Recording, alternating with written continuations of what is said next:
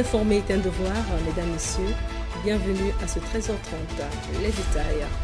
L'ancien Premier ministre malien est rentré chez lui après une audition jeudi au pôle judiciaire spécialisé contre la cybercriminalité. Au centre de sa convocation, son message publié en début juillet sur les réseaux sociaux, dans lequel il promettrait de se battre par tous les moyens pour que le soleil succède la nuit. Awa Don Melo, un des vice-présidents du PPACI, le parti de Laurent Gbagbo, se lance dans la course à la présidentielle ivoirienne. Une candidature de précaution, a-t-il expliqué, puisque son président demeure inéligible. Mais en indépendant, puisque son parti ne le soutient pas.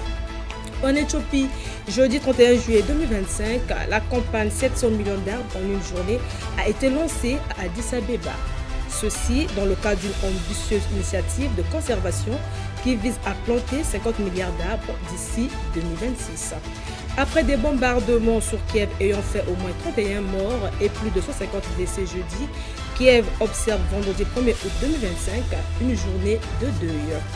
À partir du vendredi 1er septembre, les Russes qui consulteront sur Internet des contenus jugés extrémistes par les autorités pourront se voir infliger une amende. Une loi au contour qui permet aux autorités d'exercer une pression supplémentaire sur la population. La France doit parachuter 40 tonnes d'aide humanitaire au-dessus de la bande de Gaza ce vendredi 1er août. Les Allemands doivent aussi larguer de l'aide durant le week-end en coopération avec le royaume jordanien. Les Belges, les Britanniques et les Espagnols promettent eux aussi de venir en aide aux Palestiniens affamés de l'enclave. Mais de nombreuses ONG critiquent cette méthode jugée dangereuse pour la population.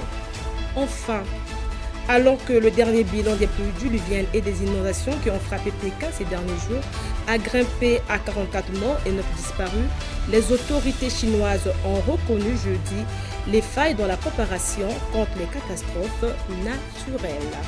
C'est la fin de ce 13h30. Merci de l'avoir suivi. Mesdames, Messieurs, on se redonne rendez-vous pour la grande édition. À bientôt.